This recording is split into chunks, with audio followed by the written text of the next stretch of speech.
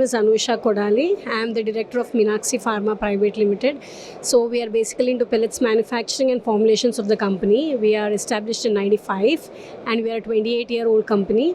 We are into the regulatory, semi-regulatory markets. We are pursuing US FDA as well. And we are WHO GMP certified, ISO certified, and Halal certified. So we are looking for CMO opportunities, third-party manufacturing opportunities. We export. We do domestic and export market as well. So few of our major customers are like Arbindo, Glaxo, USV, Vitain. We serve a lot of customers. Since we are 28 years in the industry, we pretty much serve all the big hits in the industry.